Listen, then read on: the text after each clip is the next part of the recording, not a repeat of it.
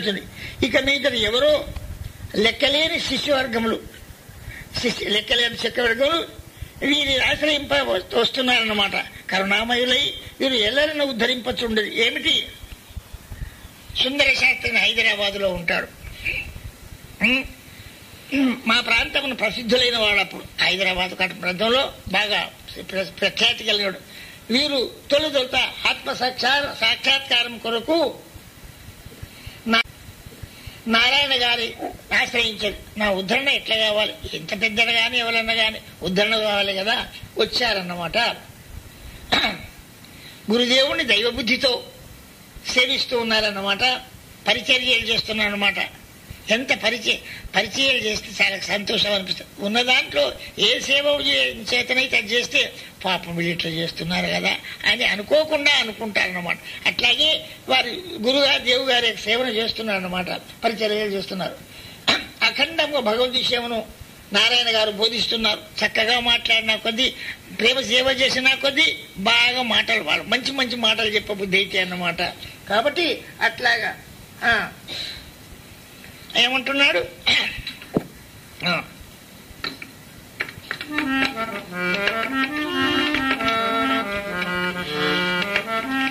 నీ గృహంగన భూమిని జలంబు మాయింపాగా,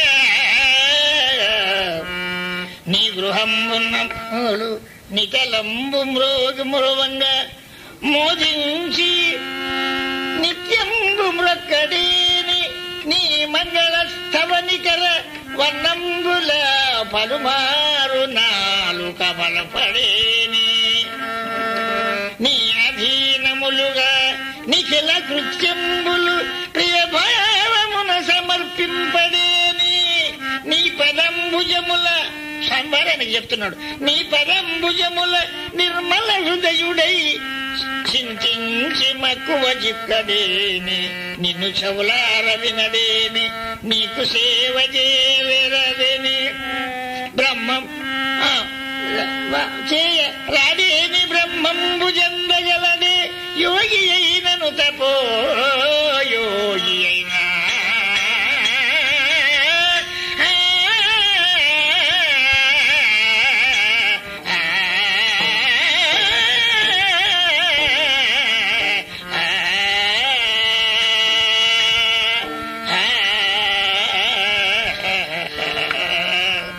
మంచి మాటలు చెప్తున్నాడు. ఈ విధంగా వారికి బోధిస్తున్నాడు అన్నమాట. పెట్టిన మంచి నారాయణ గారికి రాత్రి పగలనక ఎప్పుడు అసూల నొప్పి ఆరంభమైందో తెలియదు. పెద్దల దగ్గర ఉంటే వారికి సేవ చేసుకుంటూ ఉండడం అంటే చాలా ఉత్తమమైంది. కానీ దూరం బండి ఆయన జాగల వంటి ఉంటే ఆయనకి ఎప్పుడు కట్న వస్తుందో ఎట్లయితుందో. కానీ ఇంత పక్కనే పడుకొని దగ్గరనే పడుకొని ఇప్పుడు ఆయన కొంచెం సూలను వస్తుంది అనగానే ఏం చేయాలి? ఇంతంత సోడా, ఇంతంత నిమ్మరసం, ఇంత చక్కెర వేసి కలిపి ఇవ్వాలి. ఇస్తే మీరు కూడా వస్తే ఇప్పుడు కట్న వచ్చి వేసుకొని. కాబట్టి ఏంటి, మళ్ళీ సోడా, ఇంత నిమ్మరసం, పంచదార కలుపుకొని వేసుకుంటే వెనకటోళ్ళు గదే గరీబోళ్ళు ఏం చేస్తారు? సోడా పొడి ముక్క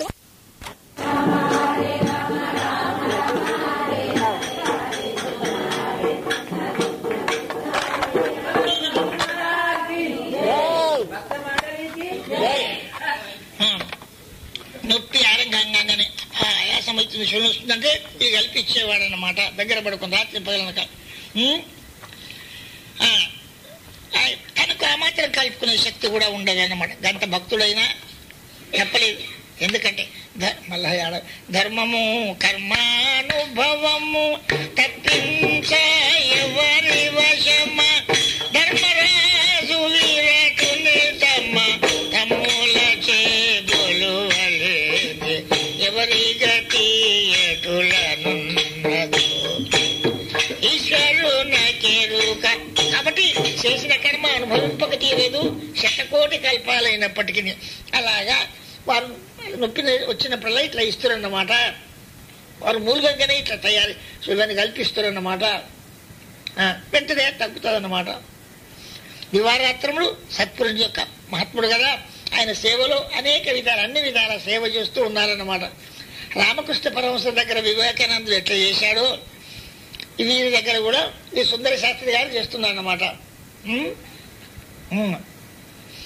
గురువుగారి ఆజ్ఞతోటి ఏం చేశాడికినా కొంతకాలం ఉదయాస్తమానాలు తెల్లందాకా పొద్దుదాకా కూడా అని అనుకోకుండా నెలల కొలది రామతారక మంత్రమును 6 కోట్ల జపం చేశాడు. ఉత్తగా ఆశ్రమానికి వచ్చి కూర్చుంటాం, ఏవివో గయేవివో అప్న ఫసానా హోగయ. స్థలం మంచిగున్నందుకు మనం అక్కడ పవిత్రంగా నమం చేసుకున్నారా. సరే, మీరు 6 లక్షల యొక్క జపం చేసుకున్నారని మా సేవ చేస్తాం. అఖండ భగవత్ సేవలో, గురు సేవలో హృదయ శుద్ధి నడుచుకున్నారు. భగవన్నామం చేయడం చేత, పెద్దల సేవ చేయడం చేత అఖండ గురు సేవలో హృదయం ఆయనకు శుద్ధి అయిపోయిందన్నమాట. బాగా సేవ చేస్తుంది. ఎవరికైనా ఆనందం అనిపిస్తుంది. పాపం వీళ్ళు బాగుండాలి, మంచివాళ్ళండి అనుకుంటే సరిపోయి పుణ్యం వస్తాయన్నమాట అంటారు. మనం అనుకోని రేయింబ వాళ్ళు వారి సేవ చేసుకుంటూ ఉండడం చేత మహాశబ్దతో తత్వబోధ కూడా అర్థమైందన్నమాట. జీవన తత్వం అంటే ఏమిటి అని ఇంద్ర శాస్త్రి గారు తత్వని సాక్షాత్కార భాగ్యం అందించారు. తత్వ సాక్షాత్కారం కూడా వారికి అయిందని అట్లా అయిందన్నమాట. అయినాక కొంచెం అన్ని తిరగాలి కదా. ఎందుకంటే సుందర శాస్త్రి గారు కూడా 3 నేను పండరి దర్శనం చేసుకుంటాం. మీరు పాండురంగ విగ్రహాన్ని పెట్టారు, మేము పాండురంగం తత్వ సాక్షాత్కారం అయిన తర్వాత పాండురంగానికి పోదామని అన్నారు. అది పండరీపురం పోదామనుకున్నారన్నమాట. పసి పాపలు ఆయనతోటి కూడా చిన్న పాపలు ఉన్నారు. వాళ్ళతోటి దైవమాత్రమున లక్ష్యంతో ఆయన తమ్ముడు వారందరూ కలిసి భగవన్నామను వస్తూ 3 నెలల దాకా నడిచి పండగ చేరారు. 3 నెలలు అక్కడికి చేరారన్నమాట. ఏమిటి వాళ్ళు ఏం నామం చేస్తున్నారు? పుండరీక వరద హే పాండురంగ కృష్ణ పాయి అన్న చేరనున్న వారిని ఆదరు పుండరీక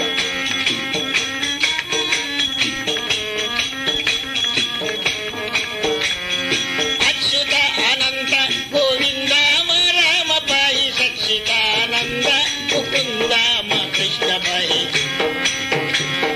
శ్రీరమాధీశ సర్వేశ్వర హే రామ పాయి నారదాది ముఖ్య వినుత గౌరీ హే కృష్ణ పుండరీక వరద హే పాండురంగ కృష్ణ పాయి అన్నజేరనున్న వారిని ఆదరించుకోవచ్చు. ఈ విధంగా భగవన్నామం చేసుకుంటూ పండరీపురం చిన్న చంటి పిల్లగాళ్లతో కలిసి ఇక్కడ 3 నెలలకి నడిచిపోయినారన్నమాట. అప్పుడు ఎట్లుండే పండగంటే ఏమి రైళ్ళ మోటార్లా. అప్పుడు భక్తులు వాడుదురు ఇక ఎంత దూరము ఎలుగామే పండారి ఎలుగామే పండారి కానామే రంగాని అంత తువ రాళ్ళు దాకి కళ్ళ వీళ్ళల్లో రక్తంబు విడల కాయను త్రాగా నీళ్లు లేని త్రోవ. ఎట్లా తరులారా గిరులారా తపాసుత్తములారా మీరైన దూపారి పండారి పురి గుట్టలారా చెట్లారా ఈ అడవిలో తెలుస్తా. మీరా తరులారా గిరులారా తపాసుత్తములారా మీరైన జలుపారి పండారి పురిదారి ఇక ఎంత దూరము ఎరుగామే పండారి ఎరుగామే పండారి కానామే రంగానే రాళ్ళు దాకి కళ్ళ నీళ్ళల్లో రక్తంబు వెడల సాగెను త్రాగా నీళ్లు లేని తోవ ఏ పాండురంగా అని ఈ విధంగా వీళ్ళందరూ నామ సంకీర్తనం చేసుకుంటూ అక్కడ చేరారన్నమాట. ఇక్కడ 12 మైళ్ళు నడిచి అక్కడ వంట చేసుకుని తిని, 1 పూట వంట చేసుకుని తిని మళ్ళీ పోవడం. ఆ తర్వాత ఇటు 3 మాసాల వరకు పండరి చేరారు. మళ్ళీ అదేవిధంగా వంట చేసుకుంటూ 3 నెలల వరకు మళ్ళీ పాండురంగాశ్రమానికి చేరుకున్నారన్నమాట. అమోఘమైన భక్తి విశ్వాసాల విజ్ఞానంతో సుందర శాస్త్రి గారు ఈశ్వరాధీన విచిత్ర జీవనం గడుపుతుండేవాడు. ఈయన సికింద్రాబాద్లో ఉంటాడన్నమాట. ఆ ప్రత్యక్షమైన పెద్ద ఆదాయం ఏం లేదు కానీ, చూపర్లకు కనపడదు కానీ, పూటకు 30 మందికి భోజనం పెడుతుండేవారు. బాగా పెడితే వస్తుందండి. చెలమలో నీళ్లు దోడి పెడితే అవి మళ్ళా ఊరుతాయి. ఆ హౌజులో నీళ్ళు పోస్తే ఎంతది? ఉన్నాయి గుంజుకుపోతాయి. బాగా దాచిపెట్టుకుంటే హౌజులో నీళ్ళు 50 బిందెలు వేయండి, 8 రోజులు 40 బిందెలు అయితే. చెరువులో నీళ్ళు బిందెలు తీసిపారేయండి, 50 బిందెలు ఏరుకోండి. అట్లా అనుకోరు అన్నమాట. మాకేం అవసరం లేదండి డబ్బు చెప్తున్నాను. కాబట్టి అతిథిలో భోజనం వనొస్తూ నిత్యం భాగ్యవంతులు ఈ చండీ యాగాది దైవ స్వరూపాలను వేల కొద్ది ధనములతో ఎన్నో ధర్మకార్యాలు చేసి ఇప్పటికీ లీలగా మహా అతిథ్యం సాగింపుతున్నారు. అనుభోగ్యులకు వారికి ఈ విషయం అందరూ పోయి భోజనం చేసిన వాళ్ళకి అందరికి తెలుసు అన్నమాట. ఆ తర్వాత అది అత్యుక్తి కాదు. శ్రీ నారాయణ గారి శిష్యవర్లలో సుందర శాస్త్రి గారు దైవ విజ్ఞాన పురులై జీవన్ముక్త సాధనమును చేరి ఉండా శ్రీవారి మహిమను ఆయన శిష్యుడికే కంటుంటే ఆ స్వామివారి గురించి ఏం చెప్పాలి, ఎవరిని కొనియాడతారనమాట. నారాయణ గారు మంచి ఆశ్రమం అనుకునే దాని మీద ఒకసారి నారాయణ గారి అధ్యక్షులుగా నిర్ణయించుకొని సభలు జరుపుదాం అనుకున్నారు. ఎవరి జాగాల వాళ్ళు ఉంటట్లా మనకి ఏమైనా సభలు చెయ్యాలి, ఊరు తిరిగి వాళ్ళని భక్తి చెప్పాలి, సభలు జరుపుకుందాం అనుకున్నాను అనమాట. సభా సన్నివేశాలు తొలుత ఆశ్రమ స్థానంలో జరగాలని, మరకులోనే జరగాలి, ఏ సభ చేసినా అక్కడ జరగాలని చెప్పాను అనమాట. నిశ్చయం జరిగింది. 8 మంది వస్తామంటే 13 మాత్రం వస్తాం, మేము మరకుకు సభ చేస్తామన్నదన్నమాట. అయింది. ఈ నారాయణ గారికి అప్పుడే కొత్త ఆశ్రమం, ఎన్ని మాటలు మాట్లాడితే దాంట్లో ఉండాలి కదా, మాటలు మస్తుగా మాట్లాడచ్చు అనుకున్నాను అనమాట. సభకు వచ్చేటప్పుడు నిర్ణయం పడి అయినారన్నమాట.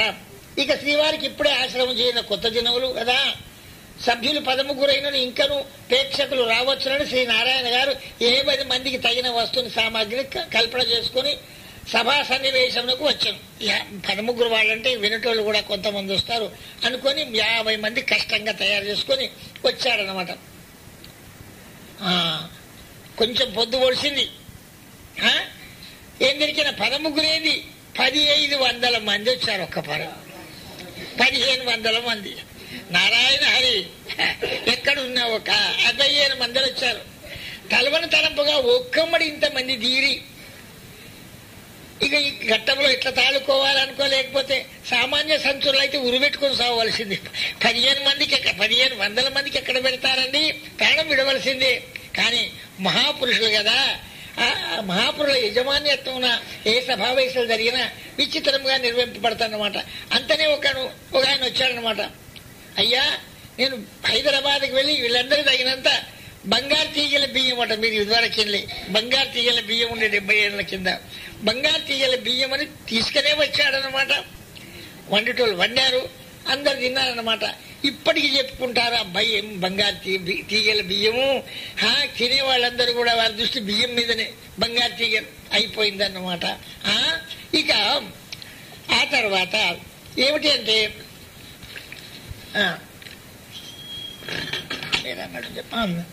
ఇంతమందికి నీళ్ళు ఎక్కడ, బాయిదా ఏం లేదన్నమాట. ఇంకా అందరూ తెచ్చిరా బియ్యం తెచ్చి పెట్టారనమాట, మీరు తింటరా కానీ. ఆ తర్వాత నీళ్ళు ఎక్కడ తెచ్చినామని అడిగా.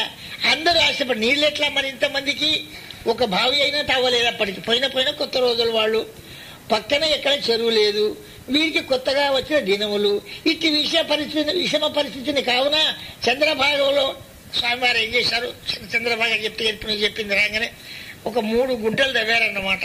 అద్దగదం 3 గుంటలు తవ్వారన్నమాట.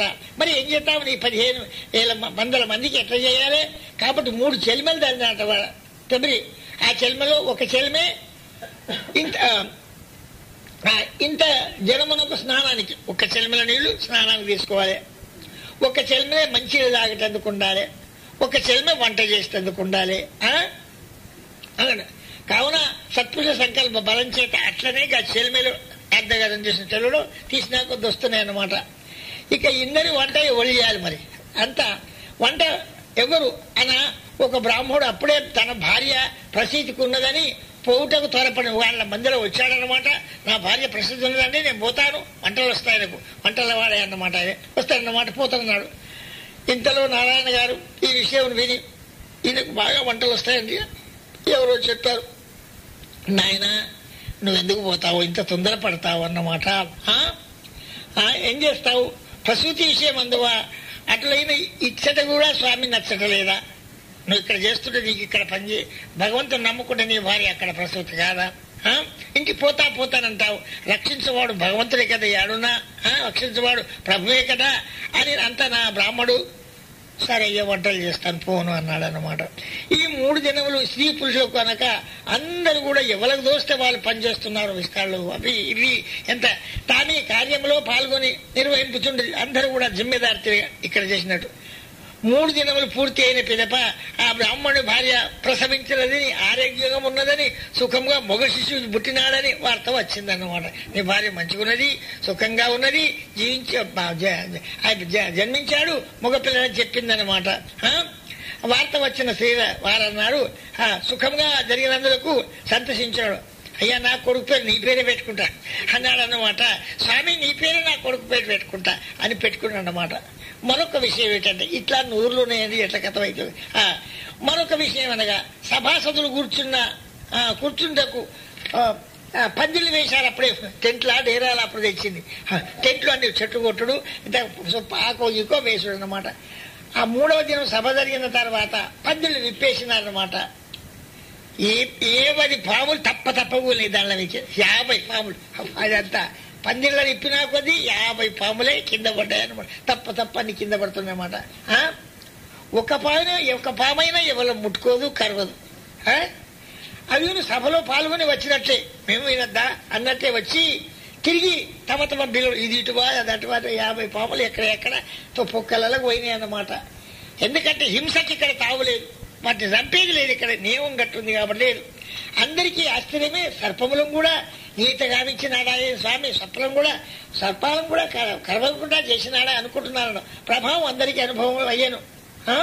ఇటు సభా సన్నివేశం పూర్తయిందన్నమాట. ఇక నారాయణ గారి సంతానం కూడా విందాం. ఏమిటి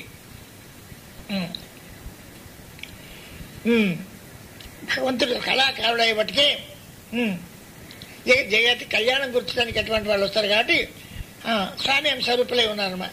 శ్రీవాకర్లకు జగదీశ్వరుడు వారికి వెలుగు సంతానము పెద్దవాడు, ప్రథమ సంతానం మగవాడు పుట్టాడన్నమాట. విశ్వనాథుడు. వీళ్ళందరూ ఎన్ని మాటలు చూశారు, మనం చూసిన విశ్వనాథం గారే అన్నమాట. వీరు జన్మసిద్ధులే, పుట్టేటప్పుడే జన్మసిద్ధులు.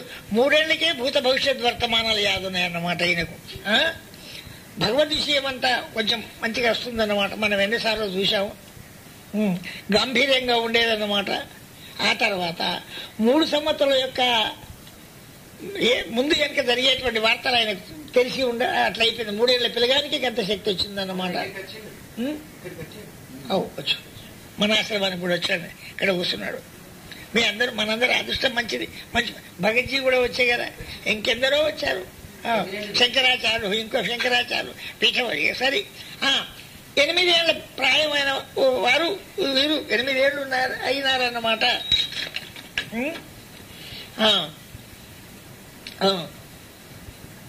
జ్ఞాపక శక్తి బాగుందన్న, అవిస్మృత విజ్ఞానం ఉన్నదన్నమాట సహజం. ఉపనయనం చేశారు. 8 ఏళ్ల పిల్లగానికి ఉపనయనం చేశారు. వీరితో పాటు పరోపకారం చేయాలనే భావం ఉంటుంది. పరోపకారం చాలా మంచిది. కానీ ఎన్ని తనకి చేశారు. ఈయనే ఆశ్రమానికి వచ్చాడు. ఆశ్రమంలో అంత పెద్దగా ఏం లేదు, ఊళ్ళో ఇంకా వాళ్ళు ఉన్నారన్నమాట, తన వాళ్ళు. ఆ తర్వాత ఏం చెయ్యాలి, అంత మంచిగా చెయ్యాలి, మంచిగా జరపాలి. లగ్గం అంటే అందరికి మంచి జరపాలి ఉంటుంది కదా. అయ్యా ఆ కాలంలో అప్పటి లగ్గంలో 60 పల్లాల బియ్యం మాత్రమే కుప్పపోసి పెట్టారన్నమాట అందరూ. అందులో ఒక్కసారి వారికి ఒక్కసారి వీరు ఊళ్ళోకి పోదురు. పోయి ఏం చేశారు, ఇట్లా బట్టి నూకలు చూసి ఇలా కొంచెం నూకలు ఉన్నట్టున్నాయి అమ్మా. 100 మంది ఊరోళ్ళు వచ్చి అయితే జల్లెళ్ళు ఎట్లా పడతారు, అవన్నీ తీసి ఇంకొద్ది కుప్ప వస్తాం. ఈ విధంగా 60 పల్లాల బియ్యంతో దానికి తగే ఖర్చు సామాన్తో, ఆ తర్వాత 116 బండ్లు. అప్పుడు మూట అక్కడ ఇవ్వాలంటే లగ్గానికి పోతే బండ్లు కట్టుకపోరా, 116 కట్టుకొని అంతమంది కూర్చోండి. పిల్లలకి ఎక్కడైనా దూపైతుంది, పాలు అందరి బండ్లలో పాలు ఉండాలి. పిల్లగాన్ని నడిపించద్దు, వాళ్ళకి తాగించాలి, తాగే వస్తువులు ఇచ్చాలి. అట్లాగని ఆ ఊరికి పోతే ఊళ్ళు ఎట్లా పడతాయి 116. ఎన్ని గడ్డి బాంబులు కావాలి, కొందరు యువతలు వేశారు, కొందరు ఇచ్చి పెట్టారు. అందరు ఊరంతా మా ఇంటికే చుట్టాలు లగ్గం అనుకుని అందరి ఇల్లు ఖాళీ, అందరు రారా, అందరు ఉంచుకున్నారు. ఎవరింట్లో గడ్డి మాముంటే యేసుడు పీకుడు యేసుడే. మరి ఏంది ఈ విధంగా 116 బండ్లతో పోబోయేటప్పుడు ఎవరికైనా ఏమైనా కష్టమవుతుందా? ఆపాలనా బండ్లు? ఇట్లా వీరు ఇంతజారు చేసుకుంటూ 15 రోజులు లగ్గ పనేనన్నమాట. ఇక్కడ బ్రహ్మాండమైన బ్రాహ్మలు వీళ్ళే ఇంతుంటే బ్రాహ్మలు ఎంత ఉంటారంట, అట్లాగా అన్నమాట జరిగిందన్నమాట. సరే, కొడుకు పుట్టిన ఆయనకు 12 ఏళ్ళ తర్వాత ఒక భూతం ఆవేశించింది. ఎవరికైనా కర్మ దయ్యం పట్టిందన్నమాట. నిద్రపోయిన తర్వాత కొద్దిసేపు ఆగిన ఒకరు క్యూ అని కేకేసేవాడు అన్నమాట. అట్లా అయిపోయాను దానికి. 2-3 రోజులకు ఒకరి ఇట్లా వేసేవాడు అన్నమాట. చూశాడు, ఇది ఏంది అనుకున్నాడు అన్నమాట. దేవుడు దైవరక్షణ ప్రసాదించాడనమాట. శ్రీ నారాయణ గారి స్వప్నం వచ్చి స్వామివారి రక్షణకు వచ్చి ఎటు జానడగలిగినటువంటి తాయితు రాగురేకులు ఉంటాయి కదా, రాగురేకుల మీద తంత అవి కడతారు, ఏంటి తాయితులు కడతారు. జానె రేకులు కదా అలా కట్టి అది మెదడు నుంచి ఇక్కడి నుంచి బొడ్డు దాకా దారేటట్టు విశ్వనాథ్ శర్మను మెడకు కట్టారన్నమాట. ఆయనే వరుతుండు కదా, ఓని పీకెలు పెడుతుండు కదా, అట్లా పెట్టే చూచుకొని ఆ యంత్రం చర్మంలో ఇండిచ్చారు. ఆపరేషన్ చేసినట్టు ఏం లేదు కానీ భక్తి శక్తి ఆ చర్మంలో ఇక్కడ ఇమిడిపోయింది అన్నమాట. చర్మంలో నుంచి ఆ పేర్లు కనపడుతున్నాయి, మా లోపల ఉండే అక్షరాలు కనపడుతున్నాయి అన్నమాట. ఈయనకు అంత తెలివయ్యను. ఎవరికి వీరికి ఏం చేయాలి, ఆయన సంకల్పం చేసి నీకు ఇదైంది అనమాట. అప్పటి నుండి విశ్వనాథ శర్మపై ఎవరి మంత్రం గాని యోగం గాని పారకుండా అయిపోయిందన్నమాట. ఒకరోజు ఆశ్రమ భవనం మీద పడుకున్నారన్నమాట. చిన్న పాత భవనం ఉన్నదన్నమాట, ఇప్పుడు కట్టింది కొత్తదా. విశ్వనాథ శర్మ పడుకొని ఉండాను. వారిని చేయిపై నుండి ఇట్లా పట్టుకొని పంటే చేతి నుంచి పాము పారిందన్నమాట, పెద్దది పారిందనమాట. చెయ్యి చాలా నొప్పి పెట్టింది, అది పెద్దగా వజన్ బాగుంది కాబట్టి చెయ్యి వస్తుంది ఏమో పారే అనుకున్నాడు అన్నమాట. తర్వాత ఆయన నిద్రపోగానే స్వప్నం వచ్చిందంటే వంటశాలలో 2 జానల వెడల్పు గల పడిగల సర్పం ఒకప్పుడు 2 జాన్లు దానిపై పడిగనే ఉన్నదంట, ఎంత పెద్దది. చూశారు, ఈ చేతి మీదకి వారింది అదే అన్నమాట. పడగర అంత శంకర్ సర్పం పడినది పడిన అటు పార్వతీ పరమేశ్వరుడు పడ్డాడు. ఇటు పార్వతీ పరమేశ్వరుడు ఉన్నాడు, అటు 2 జాన్లు కలిగిన ఆ పాము ఉన్నదన్నమాట. శంకరుని వీడి రమ్మని పిలిచి ఇట్రా అని పిలువ. ఆ సర్పం వచ్చి శంకరుని మెడకు చుట్టుకుందని శంకరుని పామే 8 వారింది అన్నమాట. చుట్టుకొని అంత శంకరుడు వీరికి నాగమంత్రం చెప్పాడు. నాయన ఇవన్నీ తప్ప ఊలుతున్నాయి పాములని, నీకు నాగమంత్రం చెప్తాను, నువ్వైతే భద్రంగా ఉండాలి కదా. ఉపదేశించి ఆ సర్పను కూడా తీయల ఇస్తున్నాను. అది ఎలకలు పట్టే బోనస్ ఉండదా, ఆ తీయల బుట్లో అలా నేసిపెట్టి మేల్కొని అప్పటి నుండి నాగేశ్వర పూజ నిత్యవీతన చేసేవాడు అన్నమాట విశ్వనాథం గారు. ఆ మూలమంత్రంతో ఆ నాగేశ్వర పూజ చేస్తుంది. అదే కోట్ల పాములు ఉన్నా ఏమున్నా ఎవరిని ఏం చేయకుండా ఉంటుందన్నమాట. విశ్వనాథ శర్మ కొడుకు అంటే కథలు చెప్పుకోవాలి కదా, 20 ఏళ్ళు అయినాడు ఇప్పుడు. ఆయన రజాకారుల జమానా, రజాకారులు అంటే మెరికెలక తురుక వాళ్ళు కత్తులు తుపాకులు పట్టుకునేటువంటిది. మన నిజాం రాష్ట్రం పోయి మళ్ళా ఇది అయింది, మన తెలుగు రాజ్యం అయింది కదా, అట్లా కాబట్టి అది రజాకారుల కాలం కాబట్టి ఇట్లు అది ఆ రజాకారుల జనులు తమ ఇళ్ళని బదిలి ధనవంతా నిత్యంగా దాచుకుంది. యాడిదైనా దోసుకుంటున్నారు రజాకారులు. ఎటు పోదాం అని వాళ్ళందరూ ఇక్కడ దాగుడతానికి వచ్చారన్నమాట. పొద్దుందాకా కమ్యూనిస్టులు, తెల్లందాకా కమ్యూనిస్టులు, తెల్లందాకా కమ్యూనిస్టులు, పొద్దుందాకా రజాకారులు. వీళ్ళిద్దరు, వీళ్ళు ఇటు వాళ్ళు అటు. ఆశ్రమం యాడికి పోయినా మేము దొరుకుతాం. ఆశ్రమంలో అడవిలో ఉన్నది, ఎటు 3 కిలోమీటర్ల దగ్గర. ఎవరన్నా పట్టుకుంటూ వస్తుంటే ఎక్కపోవచ్చు. వీళ్ళకి భయం లేదు, వాళ్ళకి భయం లేదు. ధనవంతా 100 అనుకునే యాడిపోతే బతకమని వాళ్ళు తెచ్చి ధనం తెచ్చి ఈ ఆశ్రమంలోనే పెట్టారన్నమాట. ఈ కమ్యూనిస్టులకు రజాకారులకు సమాన భావం అయిపోయింది వచ్చిపోయేటందుకు. అయితే పక్కకు ఊర్లో ఒక జాగీర్దారుడు ఇప్పటి తురకాయన తిరగ భూమి కోసం కష్టపెట్టాయన తిరగ ఇంకొక విరోధి ఉన్నాడు అనమాట. ఆయన కాదు, వీళ్ళు విశ్వనాథ్ శర్మ చంపుతాం అప్పుడు చంపుడు అంటే అందరికి తురకాలైనా అదే తుపాకులైనా రజాకాల అట్లా ఉన్నది. కలియుగ రావణాసురుడు కాసి మురజ్వీవాని దివికిల్ వెలిగేయకింతసేపు చెలరే భయంకర విప్లవంబు ఉండేవాడు. సరే ఇట్లా వాళ్ళు ఈయన చంపుదా అనుకుని ఉన్నారనమా. చూడగా ఈ విశ్వనాథ శర్మకు నన్ను చంపుతాడు ఆయనకు తెలియదు. ఆ ఊరు పక్క ఊరికి కదా, ఆ మరొక దగ్గర ఉండే పక్క ఊరికి అని పోయినాడన్నమాట. వచ్చిన ఆయనే ఈ మనం బాగా ధనం ఇస్తలేడు, బాగా ఉంచుకున్నాడు, కాపాడుతుండు అంటే మంది తెచ్చింది వాళ్ళ దగ్గర మాకు ఇస్తలేడని చంపిపారెత్తా వినను ఎవడంటాడు, అంత హుక్కుమత వాళ్ళదేనా ఏమైతే అనుకున్నాడు. అందరు ఒక పారి అవన్నీ తుపాకులు అవన్నీ పట్టుకొని చుట్టుముట్టడించారన్నమాట. అని చంపి పారేస్తాం అంటేనే ఉన్నమాట.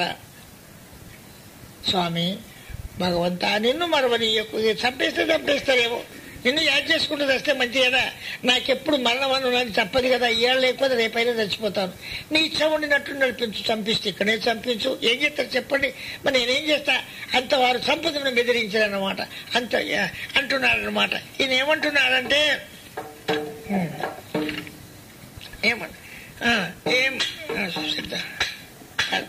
పద్యం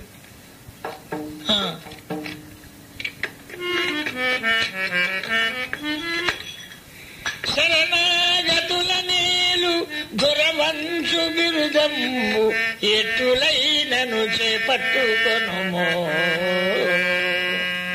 దీనుల పాలిటి దేవుడవని కీర్తి మించి వ్యాపించగా పెంచుకొనుము, ప్రణతార్చి హరుడను పావన నామంబు పదిలంబు చేసి కాపాడుకొనుము, కరుణాలుడవని నమ్ముకముతోడ భక్తులు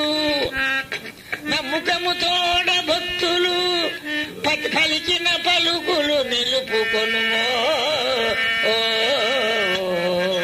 శరణు పొందితి దీనుడ కరము సాచి ప్రణతి నిడుచున్నవాడ కరుణింపు పరమ పురుష, కన్ను తిడుచున్న దిక్కు లేదయ్య నీ కన్న దేవదేవ, సంపదంగా ఉన్నారు, దిక్కు లేదయ్య నీ కన్న దేవదేవ, పరమ కరుణాంతరంగ శ్రీ పండురంగ.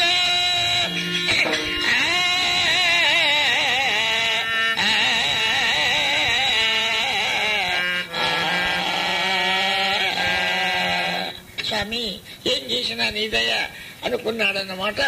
అట్లాగే ఏం చేస్తాడు, చుట్టూ తుపాకులు కత్తులు, రాజ్యం వాళ్ళది, సంపద అని అంటున్నారు. అంతవారు అంటున్నారు, నా దేవుడు నన్ను కాపాడుతుండగా మీదేం కనుక అన్నాడు, ధైర్యం తెచ్చుకున్నాడు. నా దేవుడు నన్ను కాపాడే కనుక భావం ఉంటే కాపాడినప్పుడు మీరు గవ్వంతా కూడా నాకు వ్యతిరేకం చేయలేరు, మీదేం కాదు అన్నాడు అన్నమాట.